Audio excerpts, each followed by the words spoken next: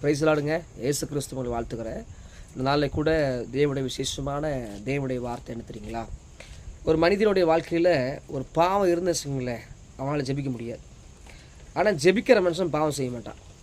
ஜெபிக்கிற மனுஷன் மாட்டாங்க பாவம் செய்ய மாட்டான். ஆனால் ஜெபிக்காதவன் பாவம் செய்வான். இதையே சொல்ல வரேன்னா, பாவத்தை விட்டு விலகி ஓடுங்க. பாவத்துக்கு எதிர்த்து நிற்காதீங்க. தேவஜனமே நிறைய தேவ பிள்ளைங்களுக்கு என்னென்னா, நான் இந்த பாவம் செய்ய மாட்டேன், அந்த பாவம் செய்ய மாட்டேன், நான் ரொம்ப ஸ்ட்ராங்கு, விசுவாசத்தில் ரொம்ப ரொம்ப ஃபெய்த்து, நல்லா ஆண்டவர் நோடு இருக்கிறாரு, பல காத்து சொல்லலாம். ஆனால் பாவத்துக்கு எதிர்த்து நிற்கக்கூடாது. ஏன்னா யோசேப்பு அந்த இடத்துல பாவத்துக்கு எதிர்த்து நிற்கல, பாவத்தை விட்டு விலகி ஓடினார்.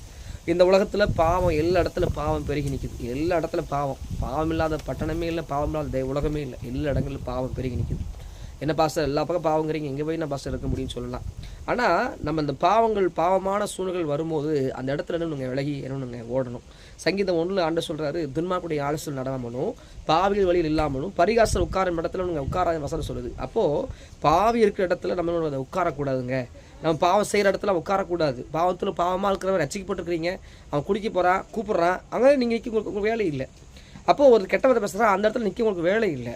உங்கள் இடத்துல சினிமா பார்க்க இப்போ ஃப்ரெண்ட்ஸ் இருக்கிறான், படத்தை கூப்பிட்றான், அங்கே நிற்க உங்களுக்கு வேலை இல்லை. ஏன்னா பாவத்துக்கு எதிர்த்து நின்னீங்கன்னா, என்னால் முடியும், நான் ஆவிக்குரிய ஃப்ரெண்ட்ஸோடு இருப்பேன், ஆனால் நான் பூமிக்கு உலகத்தில் ஃப்ரெண்ட்ஸோடு இருப்பேன், நான் இப்படி வேணா இருப்பேன், ஆனால் எனக்கு பாவம் மேற்கொள்ள நான் சொல்ல முடியாது. ஏன்னா நான் நிற்கிறேன்னு சொல்லுகிறேன், விழுந்து போகிற வசனம் சொல்லுது. அதனால் ரொம்ப கேர்ஃபுல்லாக இருங்க. பரிசுத்தமுள்ள வாழ்க்கையை இழந்து போகாதீங்க. கர்த்தரை கொண்டு ரட்சிப்பு இழந்து போகாதீங்க. பாவத்துக்கு நாங்கள் எதிர்த்து நிற்காதீங்க. இந்த நாட்களில் யோசேப்பு அந்த நாட்களில் கணிதறி திராட்சை கொடியை போல இருந்தான். அவனுடைய கனி சுவர் மேல் படந்து தான். சுவர் மேலே என்ன பண்ணுதுங்க, அவனுடைய கனி படந்தது வசனம் சொல்லுது. ஏன் அவனை படந்ததுன்னா, அவன் பொறுமையோடு இருந்தான், தேவன் காண்கிறான்னு சொன்னான். அந்த இடத்துல பாருங்கள், அந்த பாவத்தை கூப்பிடும்போது பொல்லாப்பான இந்த காரியத்தை நான் எப்படி செய்வேன்னு சொன்னான். இந்த பொல்லாப்பான காரியத்தை நான் எப்படி செய்வேன், இந்த அருவருப்பான பாவத்தை எப்படி செய்வேன் ஆண்டருக்கு முன்னாடி சொல்லி வைக்கப்பட்டு ஓடினான்.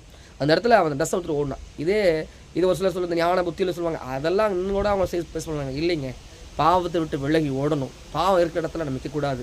தேவச்சன பிள்ளைகள் சொல்லுகிற இந்த பூமி முழுது பாவமாக இருக்கலாம், ஆனால் ஏசு ரத்தம் சகல பாவங்களை கழுவி சுற்றிக்கிற ரத்தமாக இருக்குது.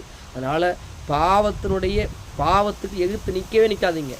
பிசாசுக்கு எதிர்த்து இல்லைங்க, வெக்கப்பட்டு ஓடிக்கு வருவான். ஆனால் பாவத்துக்கு எதிர்த்து நிற்கக்கூடாது. பாவத்தை விட்டு விலகி ஓடணும்.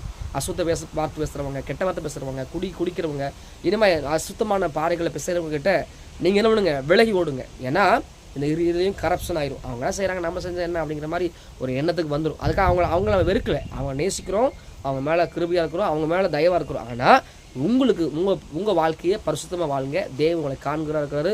அதனால் அவருடைய பிரச்சனத்தில் இல்லைங்க.